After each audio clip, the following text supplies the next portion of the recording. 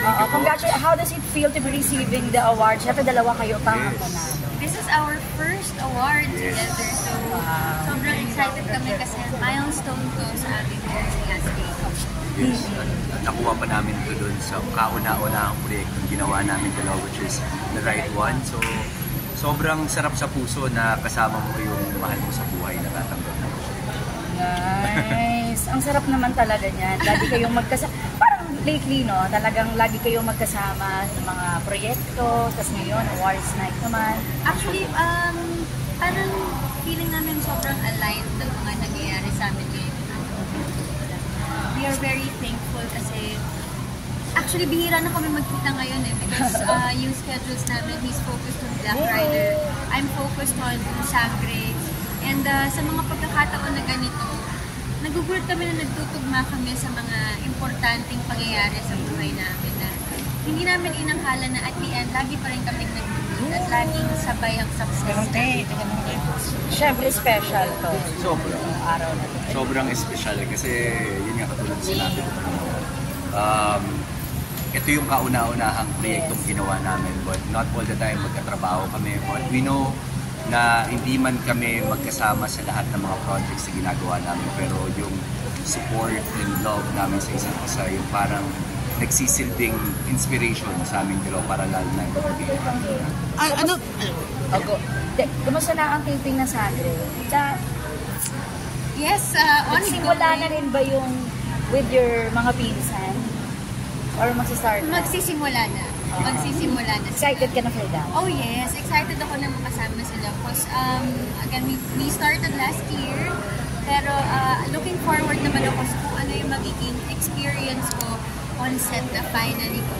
Pero gano'n kahirap yung mga training, no? Nakita ko yung... Mahirap po talaga. Hindi madali na mag-prepare, lalo malaki ang responsibilidad namin bilang mga Sangre. And napakalaki ng proyekto po ng Encantadia. So, we will not fail, especially Encantadia.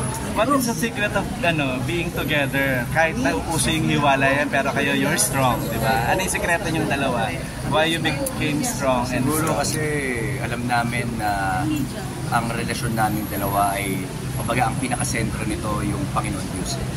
Na kahit na anong mangyari, meron kaming Ama na gumagabay sa aming dalawa. So kahit na hindi kami magkasama, kumbaga, alam namin kung ano yung mga tama at mali. Alam namin kung ano yung mga dapat namin ginagawa. So, yun lang. We're just very supportive to each other na kahit na anong mangyari, nandiyan kami para sa isa. Ikaw, Bianca?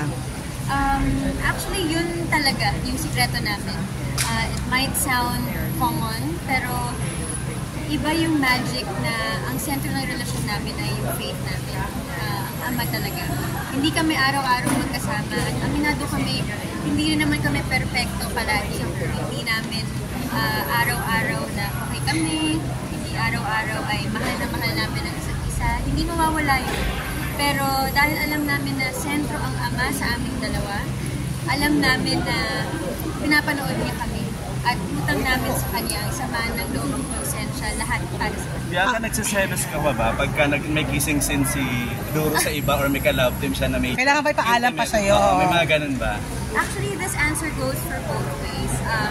Meron kaming, kumbaga, sistema ni Duro magating sa mga kasama namin ganyan because parehas kami magtrabaho. We are both partnered with different people, different guys and different girls.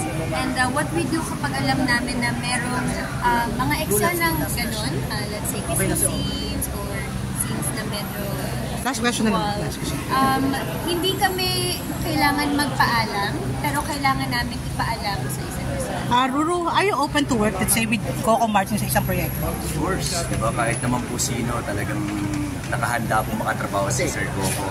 Especially pagdating po sa mga action. Kumbaga, wala pong pagdadalawang isip kung sakaling kumangyari. So you're looking to, hinihintay mo yan? Of course, looking forward po ako dyan. Sana someday mapagbigyan po kami. At kumbaga ipagkaloob po ito ng Panginoon. Kahit magkatapat ang inyong mga shows, ano? Maraming salamat. Thank you. Salamat.